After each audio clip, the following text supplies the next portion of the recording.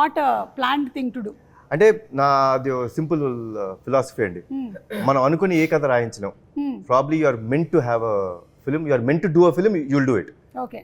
So I believe that it's destiny where it has to be meant for you. Hello, ఎవరండి? వెనక నుంచి చూస్తే అనిల్ రావిపూడి గారు లాగే ఉన్నారు. Hello hello hello ma'am hello ma'am మీకోసం వచ్చాను నేను. అనిల్ గారు, నాకు అక్కసం రాలేదా? మీకోసం కూడా వచ్చాను. నేను ఇప్పుడే చెప్తున్నాను నీళ్ళు. ఒక్క నిమిషం వస్తున్నా. మీరు ఎలాగూ డిస్కషన్ చేసుకోవాలి, కాదు, మీరు ఎలాగూ మొత్తం మీరే మాట్లాడతారు. ఒక్క నిమిషం ఆగండి బాబు, చైర్ తీసుకురా. మీరు ఎవరిని వదలరా? వేరే వాటికి కూడా వచ్చేసి మీ ప్రమోషన్స్ చేసేస్తారా? లేదు సుమ గారు, ఇక్కడ మీరు ఒక పాయింట్ అండర్లైన్ గా చేసుకోవాలి. What is that? నాకు ఇండస్ట్రీలో ఎంట్రీ ఇచ్చిన హీరో ఎవరు? కళ్యాణ్ రామ్ గారు. So my hero. ఆ, ఈవిడ లెజెండరీ యాక్ట్రెస్ విజయశాంతి గారు, లేడీ సూపర్ స్టార్. ఆవిడకి రీఎంట్రీ ఇచ్చిన డైరెక్టర్ ఎవరు? అనిల్ రావిపూడి గారు. మరి వాళ్ళిద్దరు కలిసి ఒక సినిమా చేస్తున్నప్పుడు అది నా సినిమా అవదా? ఓ, and maximum number of shows మీతో యాంకరింగ్ చేసింది ఎవరు? మీరు.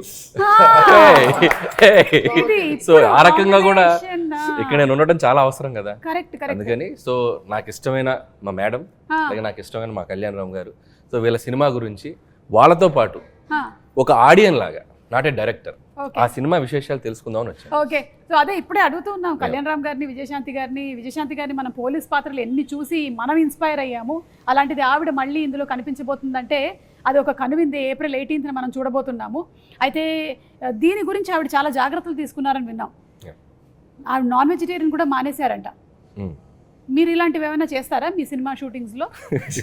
అంటే ఆయన కెమెరా ముందు కనిపించరు కదండి.